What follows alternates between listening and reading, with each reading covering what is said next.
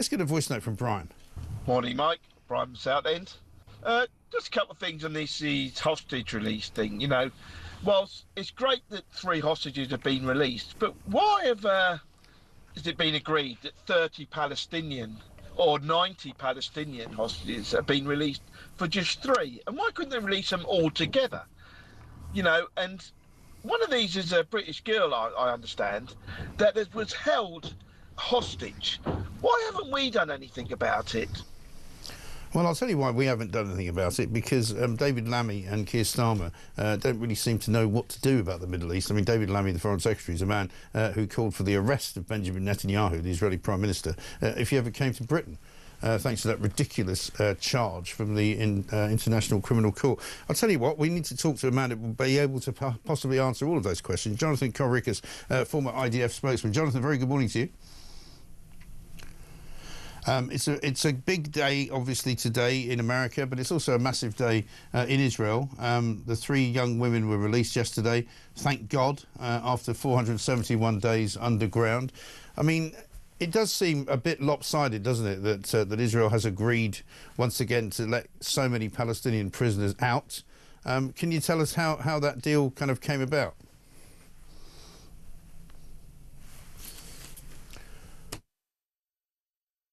Good morning. I share your sentiment, and I share the sentiment of the voice note that was sent, that it is kind of lopsided.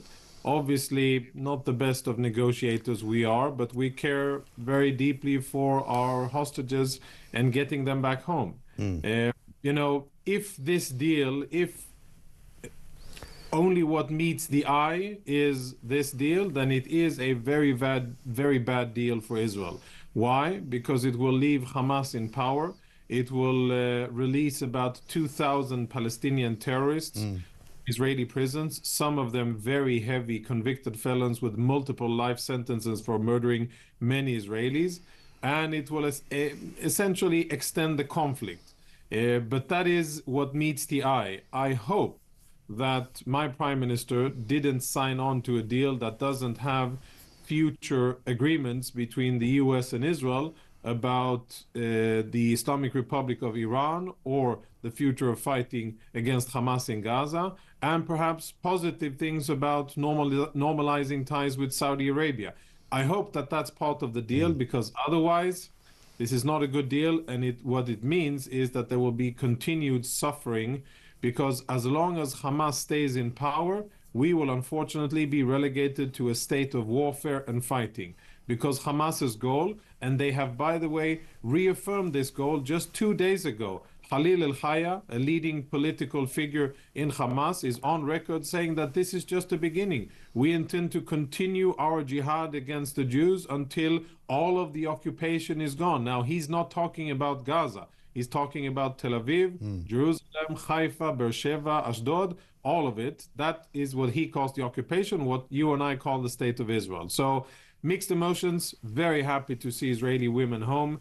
And this is going to be a challenging 42 days ahead. Yeah, of course. And I mean, supposedly more hostages released on Saturday, as far as we understand it, but still no word from Hamas as to which ones of those might still be alive or which ones might have died or been killed.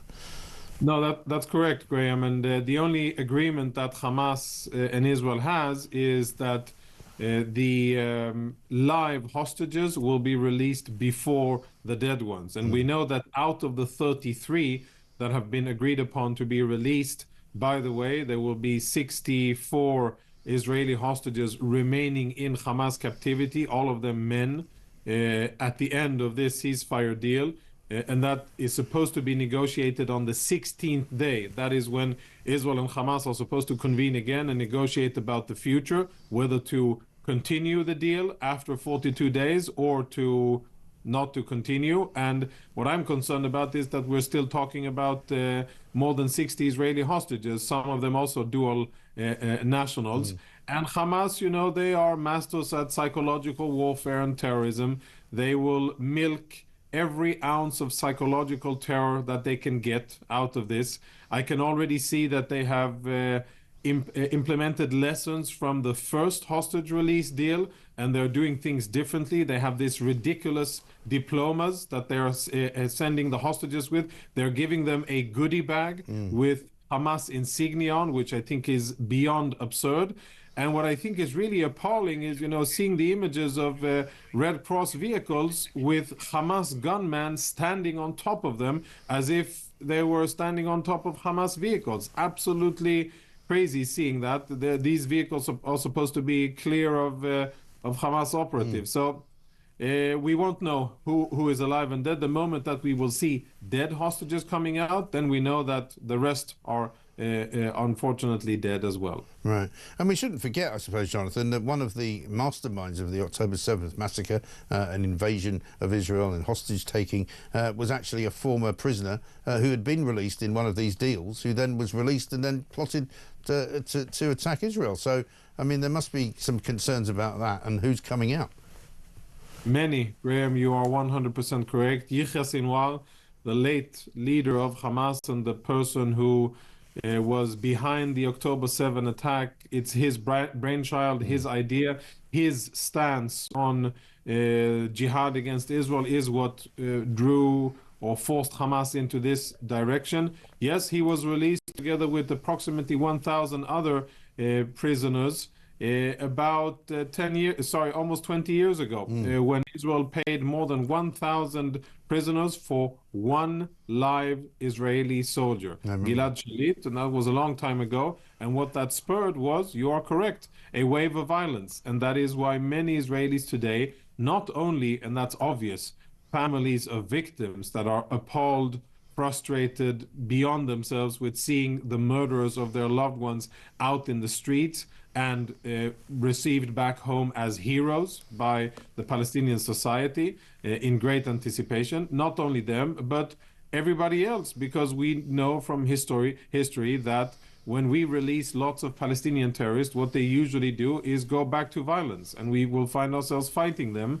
And I just hope that the IDF and Israeli Security Agency and Mossad will keep close tabs on these people, the most serious ones, to make sure that whenever they cross the line that they're not supposed to be crossing, justice will be swift, and that they won't be making it back to prisons, but it'll be a one-way trip to a different destination. Yeah, let's hope so. We wish you well, Jonathan. Thank you very much indeed. Jonathan Conricus there, former IDF spokesperson. Obviously, the deal isn't ideal, as you might say, but more importantly, for the Israelis to get those hostages back, if they're still alive, is the most important part of any conversation. And so I don't think you can really expect the Palestinian terrorists to behave as you would like them to behave in civilized manners. You would expect them to behave in an uncivilized manner.